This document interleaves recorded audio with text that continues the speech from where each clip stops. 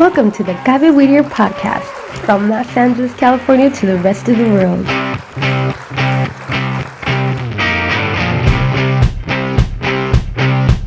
The CABE Whittier radio podcast has been created to share with you new experiences of development and personal motivation in our children. We know that in this new millennium, technology has provided new opportunities and tools that we should take advantage of. You are not alone. We are here for you to grow with you in your new radio, the CABE Whittier podcast. We're now on Spotify, Facebook, and YouTube, so we'll be waiting for you.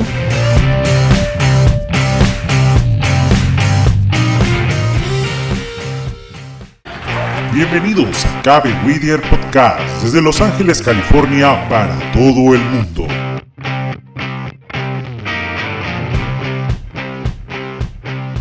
CABE Whittier Radio Podcast ha sido creada para poder compartir contigo nuevas experiencias de desarrollo y motivación personal en nuestros hijos.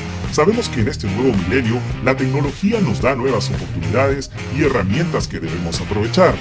Así que no estás solo, porque estamos contigo para crecer juntos con tu nueva radio, CABE Whittier Radio Podcast. Ya estamos en Spotify, Facebook y YouTube, así que te esperamos.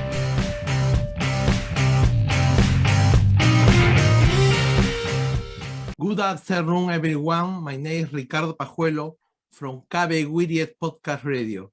Today has a special event with an important guest today, Dr. Theresa Nevarez. But first, let me introduce my co-partner today is Tania Maguiña. Tania. Good afternoon, everyone. Thank you for joining us this afternoon. We are really happy, Ricardo, because we are close to the end of the year. And we are so happy to enjoy with the whole CABE family. This afternoon, we have a special guest, and I hope everyone has a lot of questions for her, Ricardo. Okay, thank you, Tania. My other co-partner today is our friends, Mr. Francisco Mesa, the Whittier Union High School School District. Francisco. Thank you, Ricardo and Tania, and thank you, CABE Whittier, for allowing the opportunity for the Whittier Union High School District to reach out to our families here in Whittier and all over the California and the country, so that we can have the opportunity to tell them a little bit about the vaccine and give them information so they can make wise decisions as to what they can do to prevent getting sick or getting impacted from COVID-19. So my name is Francisco Mesa. I am the Director of Categorical Federal and State Programs for the Whittier Union High School District. And it is our pleasure, and we are very happy to welcome to this podcast, Dr. Theresa Nevarez, who is going to tell us about all the myths and will be giving us the true information about COVID-19 and how we can protect ourselves against this virus. So without further ado, I would like to hand over the screen to Dr. Theresa Nevarez so she can introduce herself and also tell us about how we can continue to stay healthy. Dr. Navarres? Good evening. Everyone, so my name is Theresa Nevarez. I work at Harbor UCLA, and I'm an associate professor in the Department of Family Medicine at the UCLA School of Medicine, which is also known as David Geffen School of Medicine. And why I'm here to really give you guys talk a little bit about the COVID vaccine and just go over some of the data that is there is because I'm very much from the same neighborhood that you go that Los Nietos is in. So if someone's watching the chat box, which restaurant is this right here? Come on. So if you guys are really from Whittier, Los Nietos, you should know this restaurant right here. Yes. Really Who good steak there. What do we eat here? What restaurant is this guy? It's not It's on Washington Boulevard. Yes, and is it Chalíos? No, Chalíos or no, Gretna Avenue. Gretna Avenue. Yes. It's right here. There's a McDonald's. Right across is a Shakey's. Is Put this it the in the girl? chat, everybody. You can put it on They the did chat. State Corral. Monica put Oh, State State Corral. See, I grew up on State Corral. My dad, we still go there. I literally went to State Corral about a month ago, and during the pandemic, we would go pick up the State Corral and eat it in our backyard.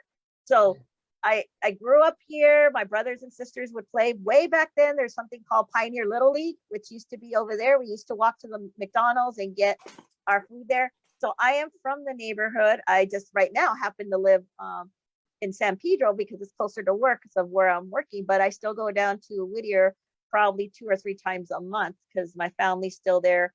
My nephews go to school there at La Serna and went to school at St. Gregory's. And so this is the neighborhood.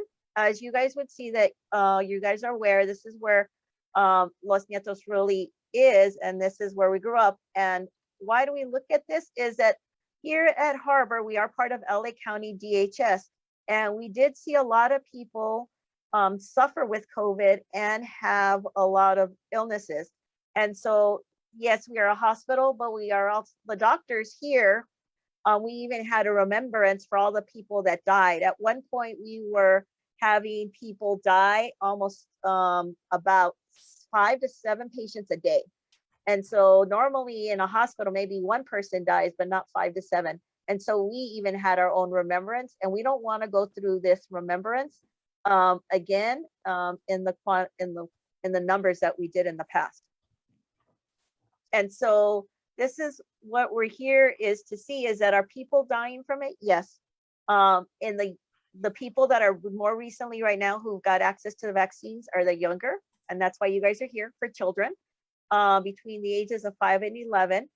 They are still a very, very small amount of the deaths that occur, which is good.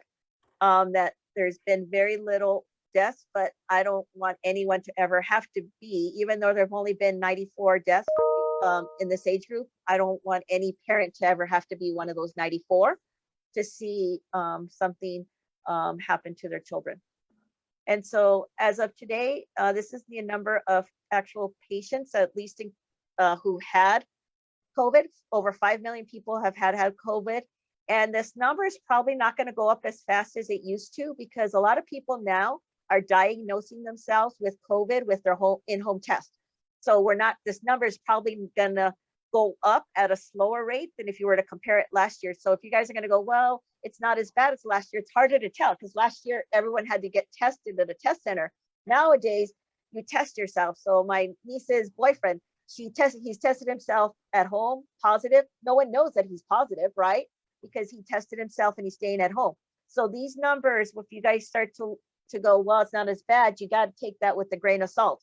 They're not getting as reported. So unless they actually call the doctor and the doctor puts it in the system, it's not going to get there. People are still dying in the last 14 days, less than in the past, but still on the average, about 80 people a week are dying. And the number is at least almost 73% of Californians have 1 vaccine.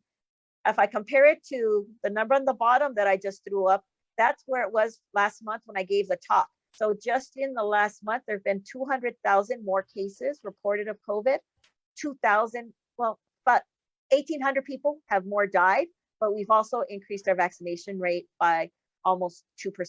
So that is very good also, and we want to continue to increase our vaccination rate. So as you guys know the map, here's LA. There's Whittier, Los Nietos, Pico Rivera. The darker purple it is the more cases of COVID. And so you can see that in Whittier, it's a light purple, South Whittier, a light purple, Bell Gardens, which is way out here, is a light purple, but Pico is a light purple, but West Whittier, Los Nietos actually has a higher percentage of COVID. And as you can see that for every 10,000 people, they had 20 people actually be found to be COVID positive. And so this number continues to increase, and this is just the last 14-day total. So that's why it's really important to try to get the vaccinate ration up in this corner. Here again, if we look at the age group that we're really talking about, in the United States, the children between the ages of 5 and 11 only account for about little bit of 8.7% of the population. but they're accounting for 5.6% of the cases. So it's still, they're still being positive, and it's a significant number for the population. Delta, and now certainly we have the Omni variant. The people who are getting affected are children and unvaccinated. I currently have a cousin who's in the hospital and unvaccinated, and they're trying to decide whether he's going to qualify for a lung transplant or not, or be on oxygen for the rest of his life. And he's in his 30s. And so we don't want kids to have to decide to ever have to be on oxygen permanently, because what kind of childhood is it really going to be if they're always in and out of the hospital? So we really want to try to keep the kids healthy. This again is just the numbers to show that there's been 6.4 million cases already in kids. Only less than 1% are hospitalized, which is good. So about 1% are hospitalized, and they tend to be the kids who tend to be sicker. So they may already have asthma, they may be overweight, they may have cancer. They're the ones who tend to get hospitalized.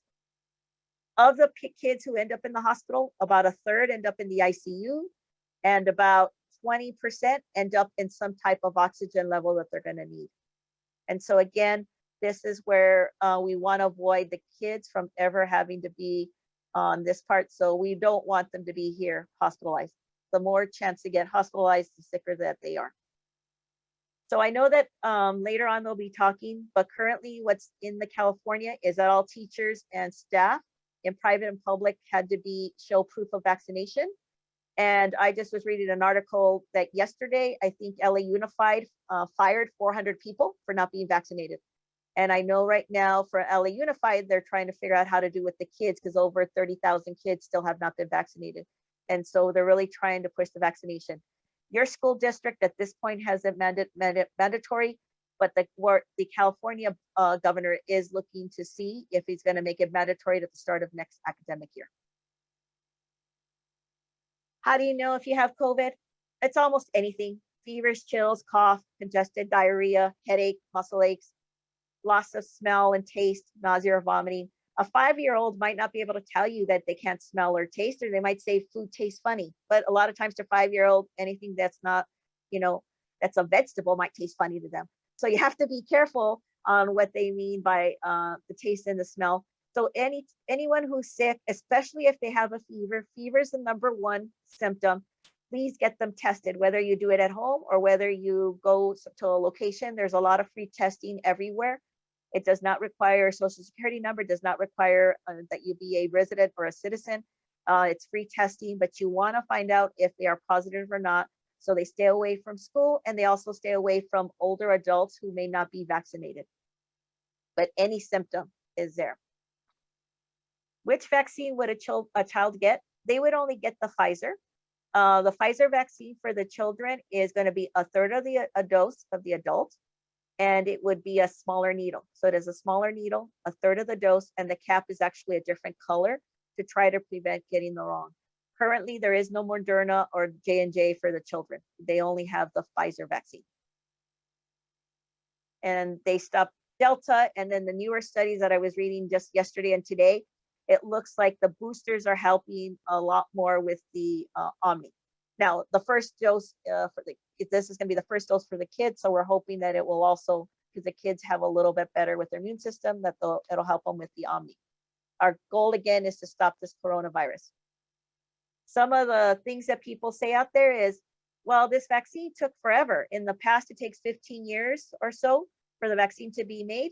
It was true, but what they did was they did not skip any steps. So this graph here is basically to show you they did not skip any steps. What happened was, instead of phase 1 waiting to be done, and then phase 2 started, and then phase 3, they actually ran phase 1 for about a year, or a couple of, maybe a little less than a year. Then phase 2 popped in, and then phase 3 started while phase 2 was going. And so this helped the vaccine time cut. So instead of this part being here, which used to be 5 to 7, they were able to cut it down to a little bit less than a year, because they had already been doing all this work about the COVID vaccine and SARS, and it was mostly SARS, which is part of a COVID vaccine. So they had been doing all this for a long time. It's just that this step went faster, And the main reason is here, that in the past, if we think about it in money wise, why would a vaccine company, put millions and billions of dollars in making a vaccine if it was not going to pass the stage? No one would ever say, oh yeah, let me put $bazillion into a vaccine that I don't know if it's ever going to work. But what happened this time is that the federal government says, we can't wait. We're going to go ahead and pay you to make a bazillion vaccines. If it doesn't work, well, we'll throw them away. If it works, then great, we have them ready to go. So what happened was that the vaccine companies actually were guaranteed payment.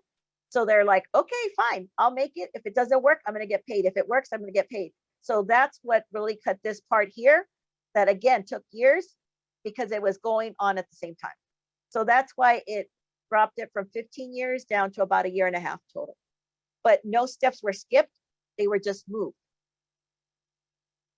So this is my colleague who helped me with this presentation. Her name is Dr. Lopez. She's an ER doctor.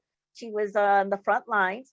And during this time, she was actually diagnosed with breast cancer. And she had to undergo chemo. She had to go through radiation. But yet in December, she's one of the first people to get vaccinated. She was undergoing chemo, and she has 2 young children. Her youngest is 2 years old. And she knew she had to get vaccinated.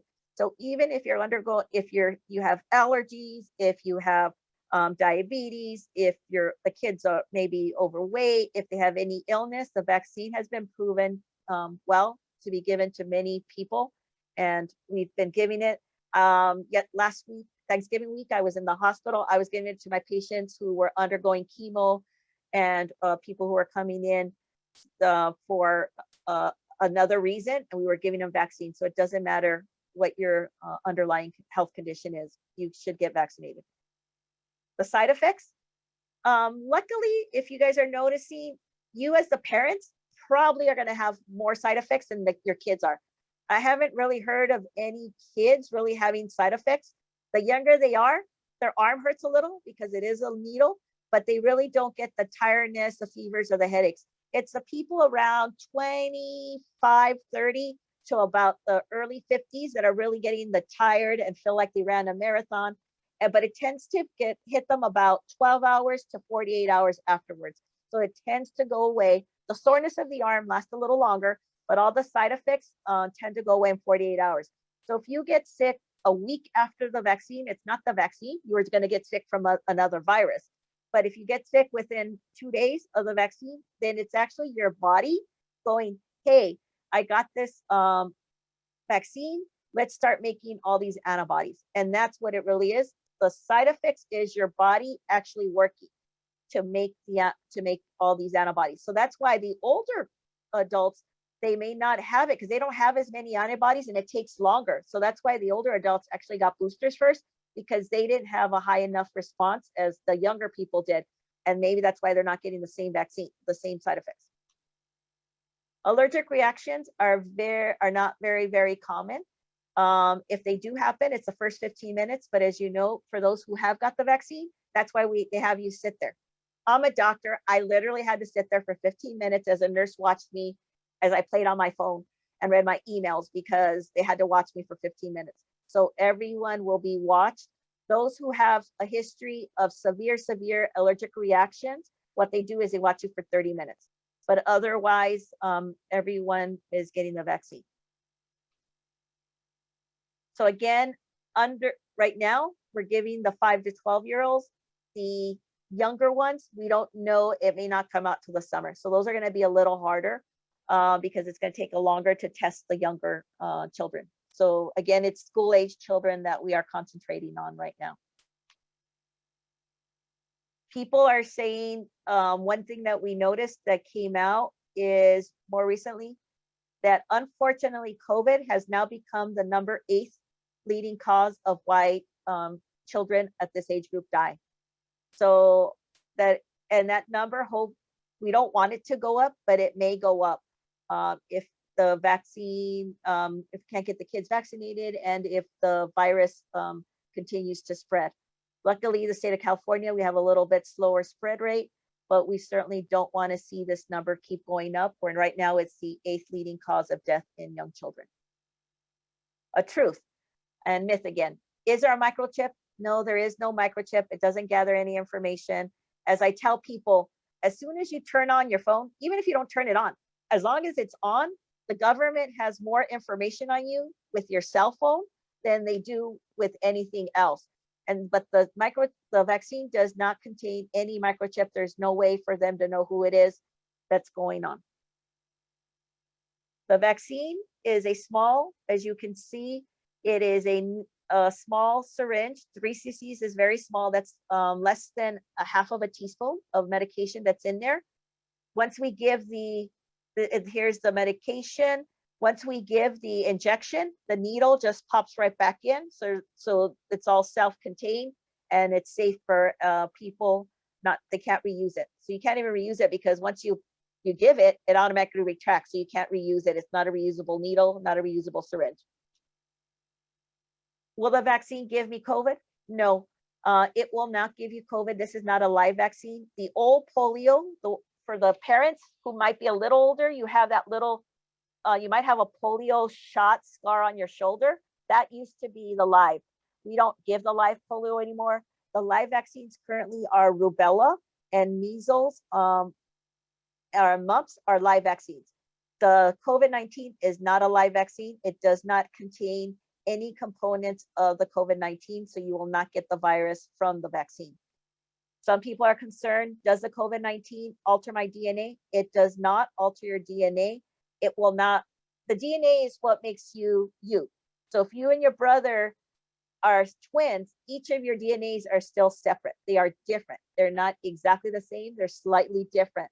A DNA is what makes a person. It's not going to change your hair from, red to brown. It's not going to change your hair color. It's not going to change your eye color. It's your DNA.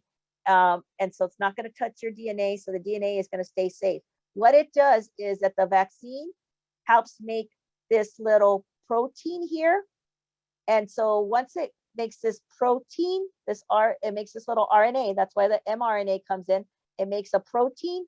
And then this is when your body starts to go, oh, I've seen this protein. Now I'm going to go and fight against it. Because this is what we're looking for. The vaccine is made to kill this protein. So we inject the mRNA vaccine. It makes this, which then makes the protein, which then the vaccine will go after and get the protein. It has nothing to do with your DNA. Sometimes the way I like to explain it is, think of it this way. A house, if you've been in a house, inside the house is your DNA. This is your house out here. You're safe inside your house. No one's going to touch it. But what happens is we give you the vaccine. So think of it as the vaccine, little gnomes. So here's your RNA. Here's your little gnome. The little guys who sit outside the house. It gives you all the little parts of a gnome. So that's your protein. Here's the little parts of the gnome. Then what happens is you get the vaccine. Then that 1 day to 2 days later, it starts to go, oh, I'm going to start building all these little gnomes. So now you have these little gnomes hiding outside your house. They're there. They're there. They're like, I'm ready if someone comes after me. And so what happens is if COVID comes to you, all these little gnomes will disappear. Well, the little gnome went to the wrong side. This little guy will get out of there and he will, I gotta get him out of there. You'll have all these little gnomes everywhere. So these little guys will be there to protect you and so all these gnomes are going to be there and they're going to beat up the coronavirus, but not let them inside your DNA. So they're not going to let you inside in the house. So that's the easiest way right now that I'm trying to explain it that's going on. For those young families out there who are concerned about if you're pregnant or if it's going to cause infertility, the studies have come out from the American College of Obstetrician, Family Medicine, and Medical Academy that has done the studies of people who have been pregnant, and they have seen now that we've had the vaccine out for almost a year, there have been no more defects. There have been no defects noted higher in the group of the parents who gave birth to children when they got the COVID-19 vaccine. And actually, we've been noticing that there has been no difference in infertility either. They actually did a study of men. There was about, I think, 42 to 43 men. What they did was they actually counted the sperm prior to getting the COVID vaccine. They gave them the COVID vaccine, and then they counted their sperm every month for about 6 months after the vaccine, and the sperm counts were exactly the same. For biology purposes, men produce sperm all the time. And so they were still producing the same number of sperm, and there was no difference in infertility in the men. And in the women, you're already born with the eggs you're going to have. So the COVID vaccine did not switch that. And there hasn't been, again, any more miscarriages than I expected with the vaccine. Dr. Navarres, you were talking about men. What about teenagers?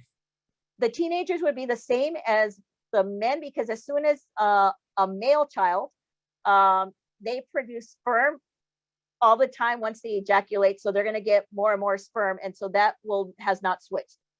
Okay. Thank you.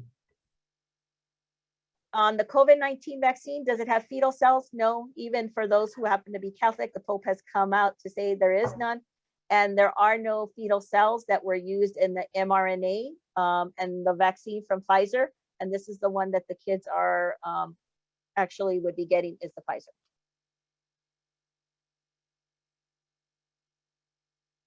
And another reason, we hope that none of the children ever get sick. But we also don't want the children to get sick enough that they now have to go back to homeschool. So they did some studies, and they actually noticed that over the last academic year, as you could see, pre-COVID, they compared the grades pre-COVID and post-COVID. And what they found is that, unfortunately, the children, especially those who are from lower income urban areas, Los Nietos is considered an urban area, they're actually about 5 months behind their peer. So if you have a child currently right now in 3rd grade, and you have a child who's in 5th grade, your 5th grader at 3rd grade actually knew more than your current 3rd grader does. They're about 5 months behind. And so if this continues and they get put out of school because they're sick and they get put on quarantine, or if they get sick and they have to be in the hospital, that's only going to put them either further behind. And one thing as a parent that you all really want to do is you want your child to do better than you did, or at least have the same chances that you guys did.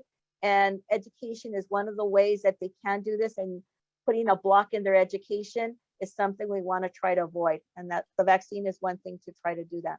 Yeah, Dr. Navarres, we are not seeing the PowerPoint. Oh, sorry. That's okay.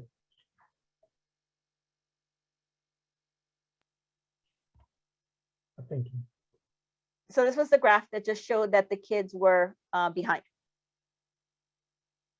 So the other thing that sometimes people ask is, if I got COVID, do I still need the vaccine? Yes. What we have found is that they compared people who got COVID and people who got the vaccine, and they compared them out at 6 months. And what they found is that the person who got the vaccine actually had more antibodies than the person who did not. So they might be, you actually getting COVID might protect you the first 1, 2, 3 months, but at 6 months, it's not protecting you as much as the vaccine is. And when we're actually looking at people, we have been noticing that the people who got COVID, then they get their first shot, actually will have a higher antibody response, because it's almost like the first COVID was almost like the first vaccine.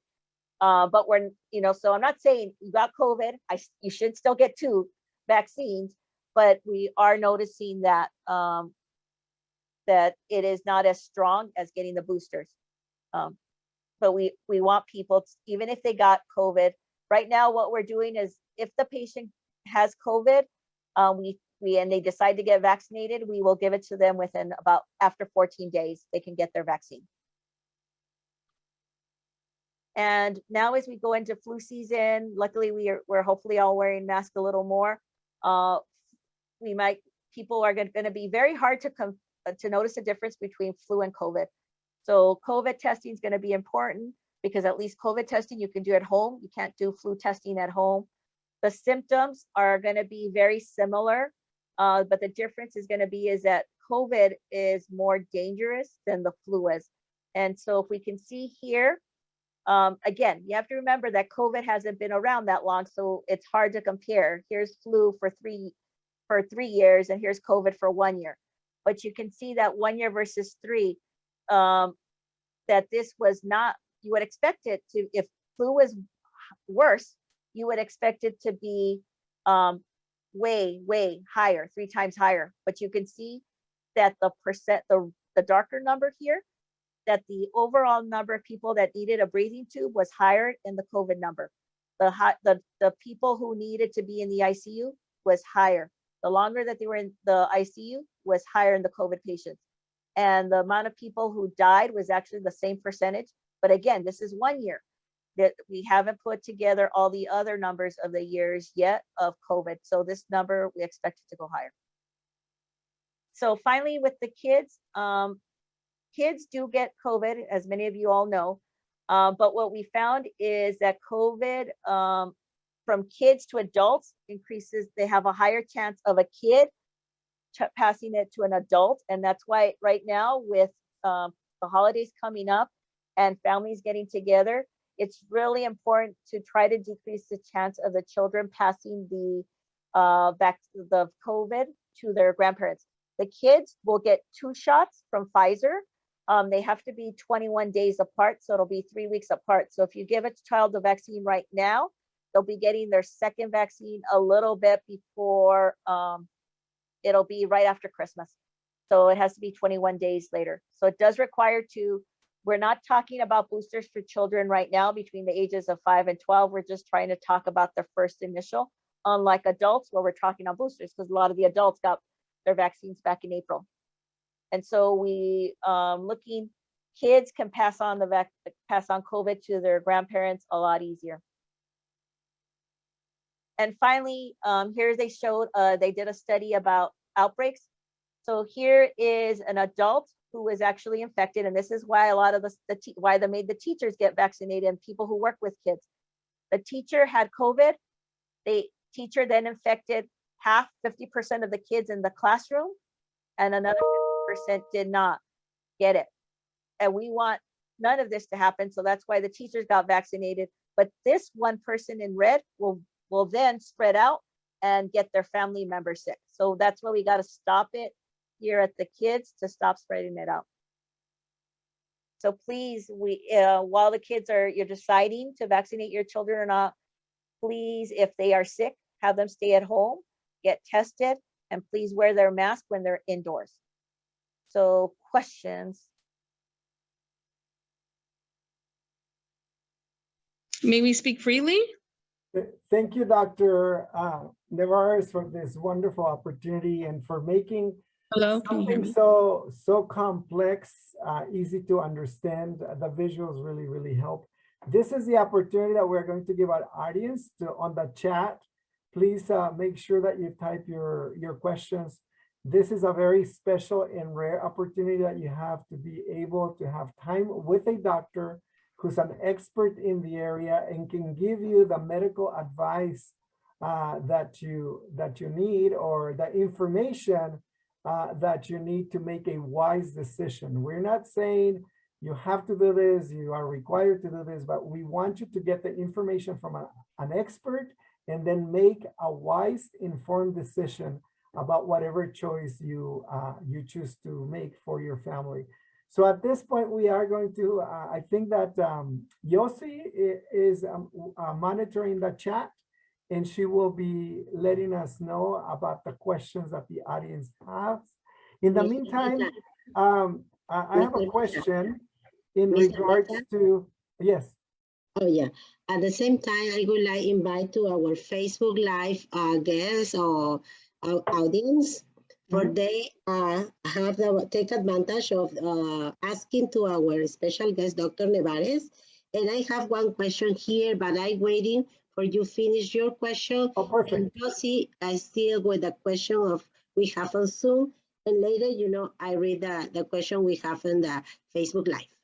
Perfect. Also, thank you so much, Tanya. Sorry, I just want to say one thing. Sorry, for the privacy of the child, if your child does have a medical illness, you don't need to share that here. I would highly recommend that you do talk to your doctor if they have a medical illness that you're concerned about, because each child may have a medical illness, and I don't want that to have like, oh, this is what my child has. Would you give the vaccine or not? I don't want to put you in that awkward spot. That should be something that you and your child's pediatrician or family doctor really talk about, because it's hard without knowing the history if your child has an underlying health condition. Thank you for that clarification. And also, I would like to just clarify to the audience that this podcast is being recorded, and that we are conducting this session all in English. We are not doing the Spanish, because we had about 3 weeks ago, we already had the Spanish version of this podcast. So we are going to go ahead, and I would like to ask a question, especially now with the holidays and people thinking about traveling. Is it necessary to get vaccinated before you travel, Dr. Navarres? It's not required to travel in the United States. It is required if you're going to be international. A lot of the countries will require that you be vaccinated. But they will also require testing to have. Would I highly recommend it? Yes, I would highly recommend it because you are required to wear your mask on the airplane. You are required to wear it in the airport. They do circulate the air, but I mean, you're touching things and you don't want to catch it. You have a higher chance because it's an enclosed space. So it's just like being indoors, but you're going to be indoor for like from here to New York is 6 hours. So that's even more than you are sometimes at your folks' house. When you go in, the windows are open, you're eating with them, it's 2-3 hours and then you're gone. 6 hours. And young children keeping their mask on for 6 hours indoors will be very difficult. So I would say one vaccine, if you can get one vaccine before you're on the plane, is better than no vaccine. Right. And now that we have a vaccine available for kids who are 5 years and older, are there any plans to vaccinate babies who are under 5? They are, but they're still just doing the studies. So they were the hardest group to get studied. They wanted to get, because those under 5, the majority of them are still in homes. They're not in class settings like the ones that are over 5. So they are starting to do the studies, but they're thinking they may come out towards the spring or the fall of next year. But if we can get everyone else around them vaccinated, would be ideal. Okay. Ms. Tania, I'll give you the opportunity to ask some questions from the Facebook Live. Yes, Mr. Francisco, thank you. Yeah, we have a lot of interest in Facebook Live, and we have questions in our chat too. I would like to share the first question in our chat is, are children allowed to get booster? At this point, it depends on what age group you're using. So if your child is in the group that could start getting it in the summer, you have to wait 6 months.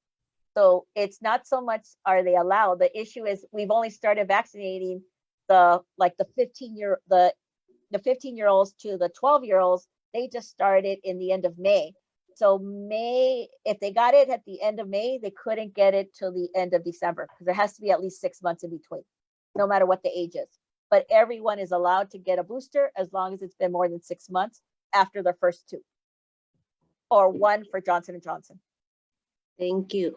I have another question from Facebook Live. Money Rock. Oh, thank you to all the audience, right, and hearing our interview with Dr. Navarres. And Money Rock said, Dr. Navarres mentioned that vaccine work, but I know people who have got the shot still got COVID. Why are we encouraging vaccines instead of boosting the immune system? And so the vaccine, I'm sorry if I wasn't clear, the vaccine has shown to decrease the rate of hospitalizations and decrease deaths. So from someone dying, the vaccine does not stop you from getting COVID.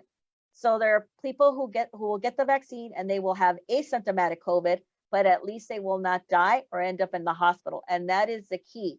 So all of us get colds and all of us don't end up in the hospital with colds. But there are some people who end up in the hospital with colds because of their immune system.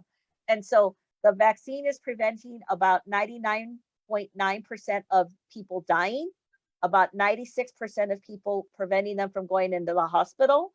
But it's gonna decrease their rate. The last numbers I saw, it's about 9 times less likely for you to catch COVID, but it's not 100%. It's 9 times less likely for you to catch COVID if you were exposed to someone with COVID. So that drops you down 900% chance of you not catching COVID, but it's not a guarantee that you won't catch COVID, but it's almost a guarantee that you're not, it's going to be less than 1% chance of you dying from COVID. So that's the vaccine reason why.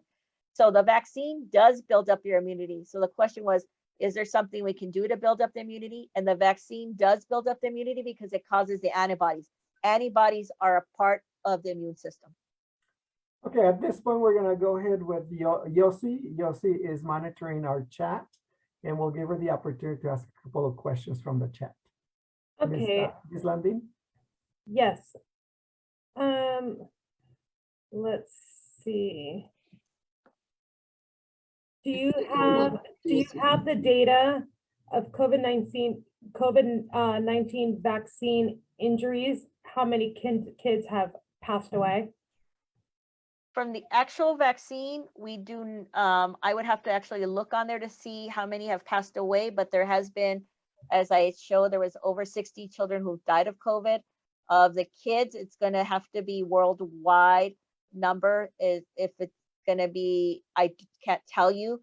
There has kids who have died of the MIS, the inflammation that happens after. So the child gets COVID, they look okay, and then what happens is about 2 weeks later, they start to look sick, and people have died of the MIS.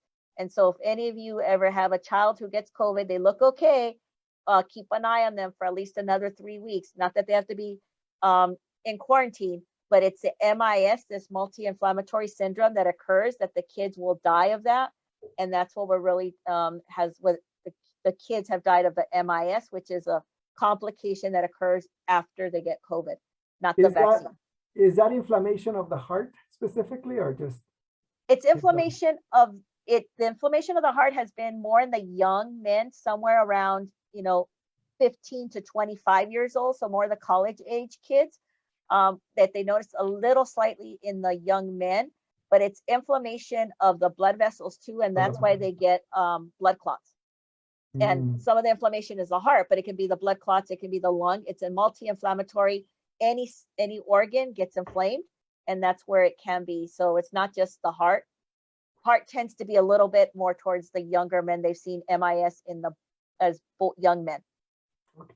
And Ms. then Yossi, do you have another question? Yes, and then one of our parents wanted to know if you would be able to tell us where we can reference the studies that you're, if there's a place that they can reference the studies that you're pulling this information from. So the educational studies were educational data. So that's going to be from the California education area. The other studies would be from the CDC. So you would go to CDC and you could look up COVID vaccine information, and in their reference section under the CDC is where this data is. And Okay. some of the data they put in video, so it's a little easier to read on YouTube, like the Alrighty. DNA one. And then there's another one that says, it seems data support that there are fewer children getting sick. Why would we risk our children to be vaccinated if adults and grandparents are protected by the vaccine? The children are still, there's the fewer chance, yes, that is correct. The fewer chance that children get sick, but when the children do get sick and they have underlying health conditions, it's very, no one wants to see children in the hospital sick. It's a very, very scary situation. And so if you put your seatbelt on for your children so they don't die in a car accident, the vaccine is very similar. We don't know when it's going to hit you, but when it does hit you, at least you have the protection. And that's what we really want people to know. Same thing. There hasn't been a case of live polio in a long time, but all the kids have to get the polio vaccine. And tetanus. You never know what's going to hit. And if a vaccine can protect the one child from dying, that is the key, is we don't want someone to die from this. Okay, and the last question I have here is, FDA approved the first vaccine, but over time the ingredients have changed. How does that make it safe? I don't know the ingredients that are talking about. I know that the ingredients from the mRNA are certainly different than the one on Johnson and Johnson. So they have different ingredients, and the ingredients are posted on the CDC website and the FDA under the vaccines. And if you look there, the ingredients are there, and none of them have thimerosal. If anyone is concerned, they do not contain thimerosal. They do not contain anything that's electronic. And a lot of the information that you might see, the ingredients may actually be more glucose or more sugar based. So they might actually be more in common with the food that, like the ding dongs and the Twinkies or the Cheetos that the kids are eating. It's actually a little more common with that than you may see, because it has a sucrose base, which is the base of it. And so you want to look there, all these FD.919s, all these other numbers. So I don't know which vaccine you're asking which has switched, but I do know that the mRNA ingredients are different than the J&J, and that has to do with the storage. And they're also different. Yeah, thanks. I have a question in regards to legal status. Do you need to be a legal resident to get the vaccine, or will it impact a person who gets a vaccine later when they're trying to establish legal status in the U.S.? No, the vaccine actually is not hooked up with any immigration status, and so there is no data on there. Now, there is again, if someone travels out of the country and they're not vaccinated, if you're not a legal resident of the United States, you may not be able to come in if it's during the quarantine time. So you have to be a legal resident to come back into the United States during quarantine times. And so it may impact you in a sense that you might not be able to come back in, because you have to show your vaccination status, but it's not going to impact you from being a citizen. Or is there going to be a public charge? No, it's not something they're going to be used against you in public charge. For those who are undocumented or in the residency status, they are concerned because in order to become a U.S. citizen, you have to have no public charge. And the vaccine, getting the vaccine is not a public charge. Ms. Tanya, do you have any additional questions from Facebook Live? Yes, I have a question here. Do parents really need to vaccine our children? From the public health standpoint, I am saying yes. The school district will have different rules. I don't know. From Los Nietos, I can't speak on behalf of Los Nietos and their school district. Yeah. In terms of our district at this time, and I want to emphasize that at this time we are not required. It's not a requirement, but we do expect all the students to come to in-person instruction. And if they are not in-person instruction, then they need to be enrolled in a remote learning high school, which is called iSierra. But I have another question in terms of long-term effects, right?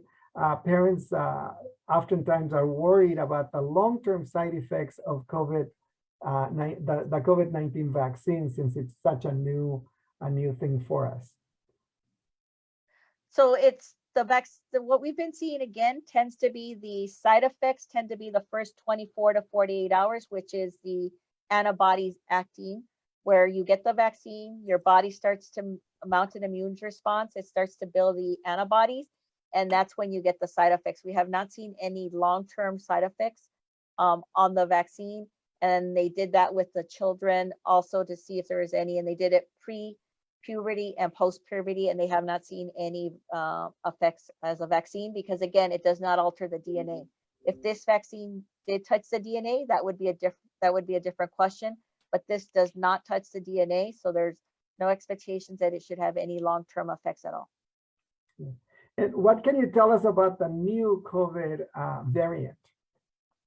The new COVID variant, as much as everyone else can tell, is we don't know how fast it's going to spread, because it was found in a country where their percentage of COVID vaccination was a lot lower. And so the spread, comparing the spread to Africa, where it was found, where their vaccine rate is 30%, to compare the spread to California, where our vaccine rate is 70%, is going to be a lot harder to see if it's equivalent, because now, unfortunately, vaccines are really more dictated by the availability of vaccines and the COVID-19. So if we're going to be trying, likely we'll know more in about a month to see if it spreads faster, let's say in the state of Michigan, where they have a lower vaccine rate, than in the state of California, where we have a higher vaccine rate, to see the real spread. When it's in Africa, it's a lot harder because they're not doing the same amount of testing. And so it's going to be a little harder because you can only really concentrate in the urban areas. It's harder in the rural areas of Africa versus a rural area in the United States to see that data collection and the public health infrastructure. Okay. Ms. Tanya, do you have any additional questions from the Facebook Live? I have one question. Oh, yes, Ricardo. Yes. Dr. Navarres, say me, the COVID vaccine is safe for children with a chronic health condition? We've been giving it to adults with chronic health conditions, and with children, yes. It has been seen to be safe, and that's why, though, I would recommend, depending on what the definition is of chronic health, I would really recommend that they talk to the pediatrician. But I've talked to various pediatricians, and they're oncologist pediatricians, so they have some of the sickest kids, and they are giving them the vaccines too. Okay, thank you. Francisco, you have more question in the chat. Yes. Oh, okay.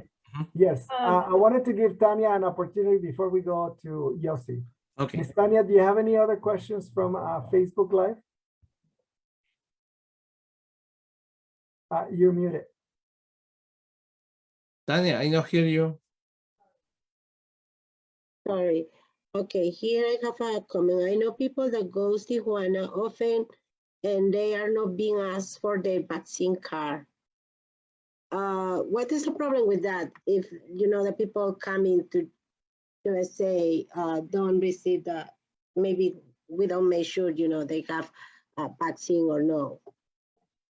So and I think that's, again, it's going to be public health, and that's why the federal government, for everyone coming at least through the airports, anyone who's an international traveler will be offered a free COVID vaccine testing to see if they have COVID, to try to stop the spread. Because again, 70% of our in California are vaccinated at least with one. It's not 100%. It's not 95%. So if we could get closer to 90% is what they're thinking, 90% vaccinated, then we will have, as we would know, the effect of herd immunity. But for right now, if someone's coming from Tijuana and they're not checking the vaccine card, I am not the immigration. I can't tell you yes or no. As you can, if you guys watch football, there's football players who get fake vaccine cards too. So there's a lot of things that we can't control, and it's really people protecting themselves and protecting others. And this is where we are human beings, and we all want to protect our fellow human beings and really think of the good of the community.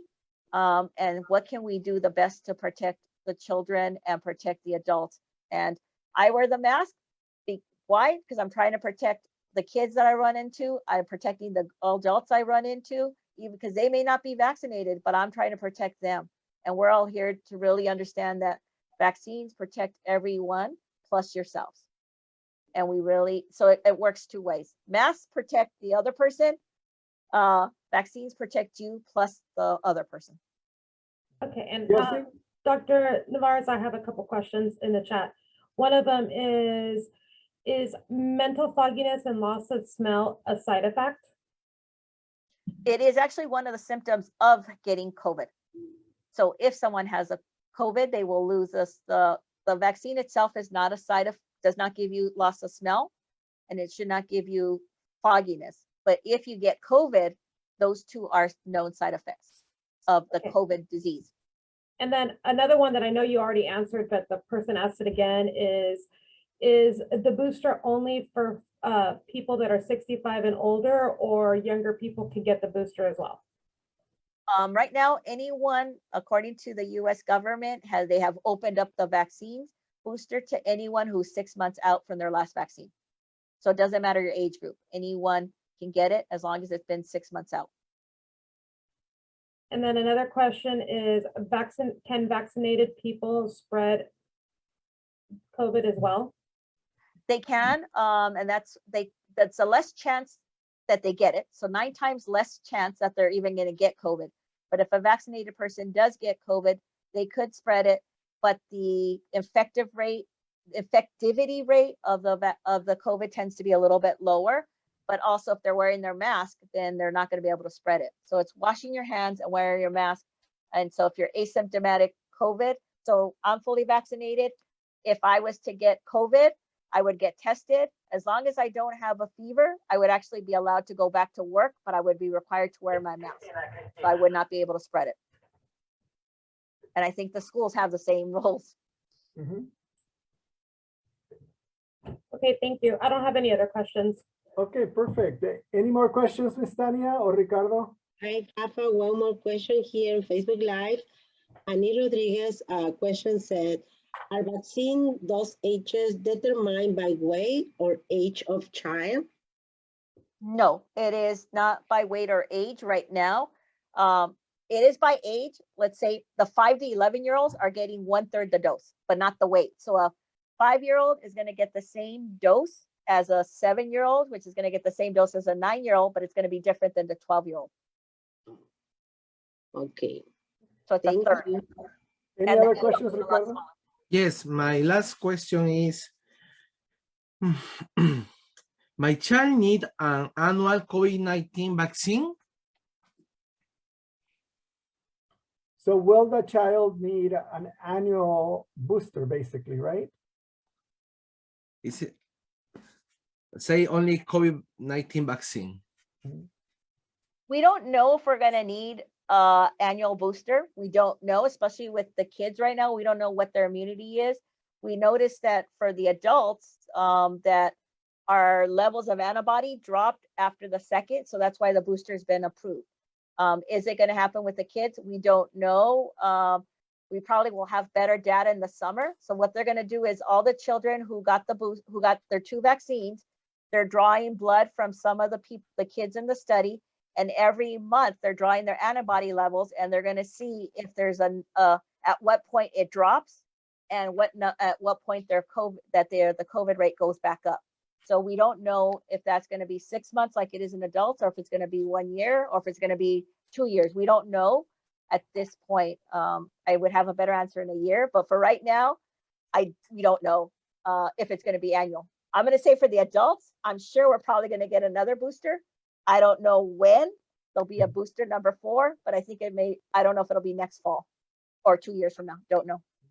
Yeah.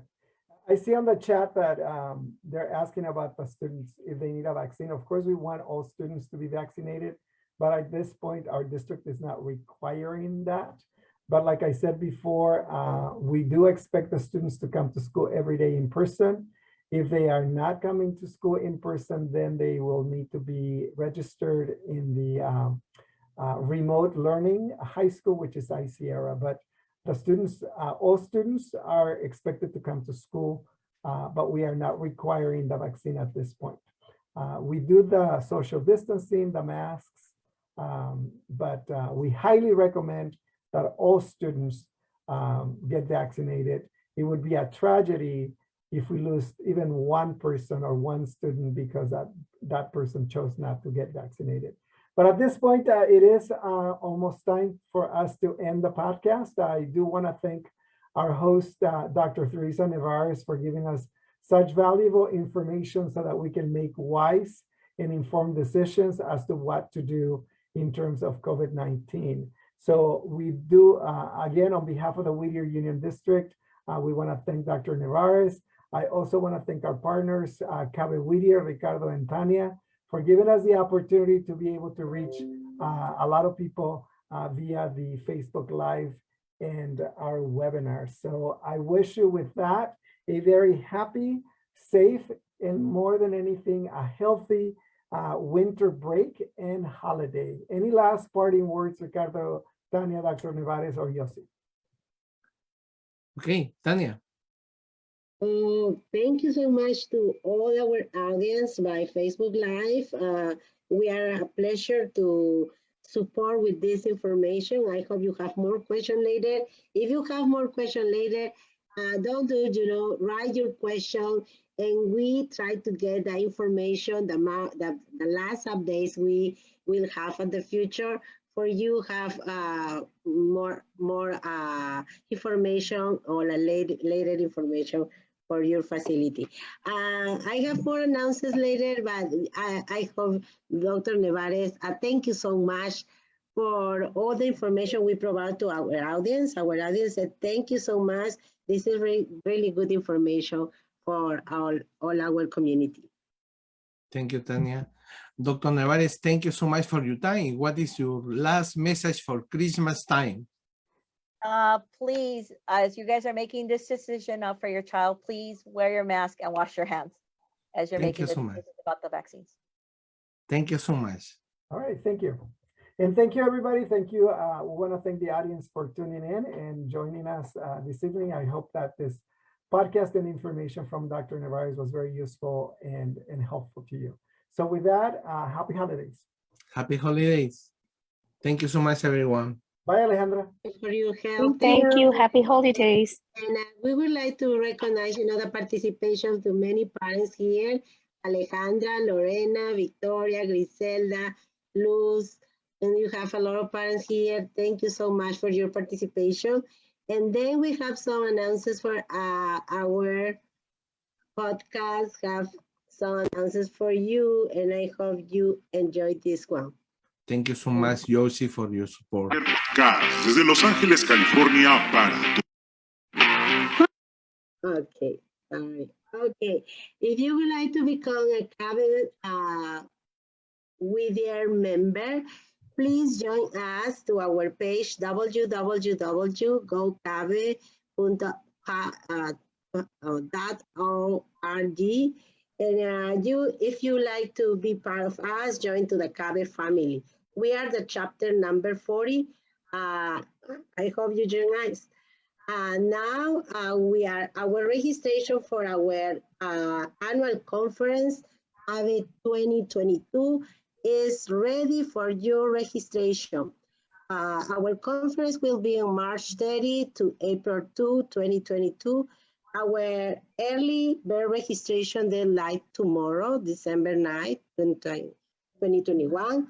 But if you like to later, you can continue signing or register. But now you have the opportunity to take advantage and save money with our early bird registration. And then, it's possible find our old and interviews by YouTube, Facebook, and Spotify.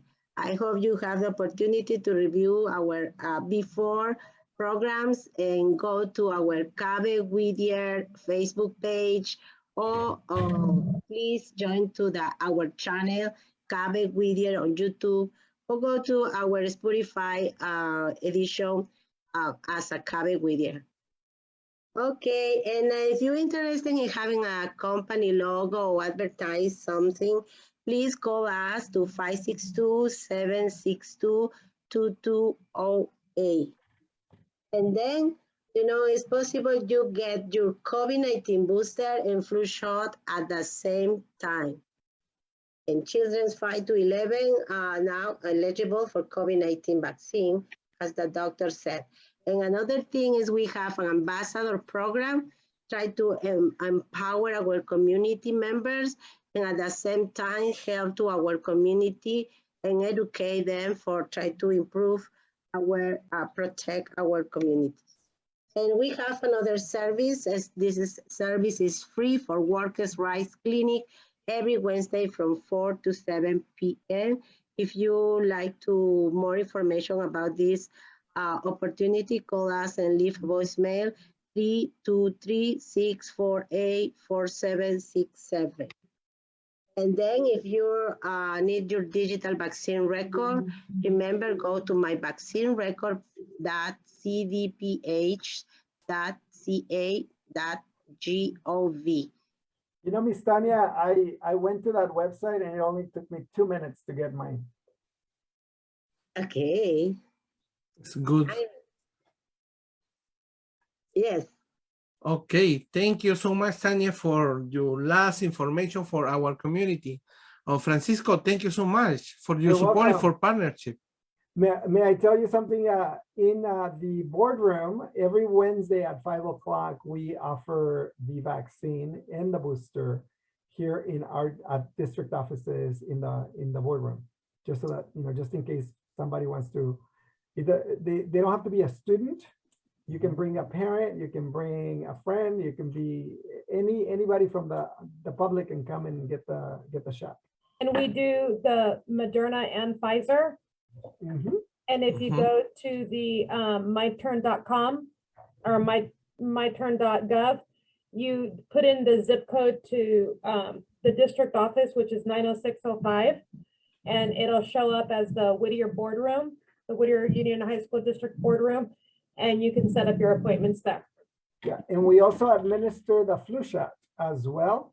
Yes. So with that, thank you again, CABE Whittier, and thank you for the opportunity to provide this information to our community. And we are just going to say good night and happy healthy holidays. Welcome to the CABE Whittier podcast, from Los Angeles, California to the rest of the world.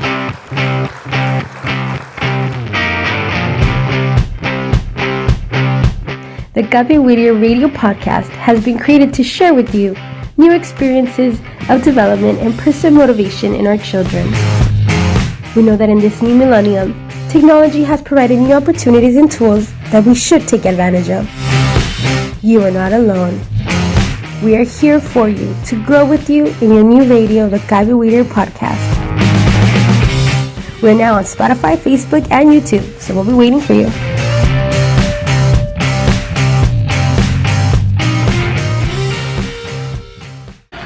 Bienvenidos a CABE Whittier Podcast desde Los Ángeles, California para todo el mundo.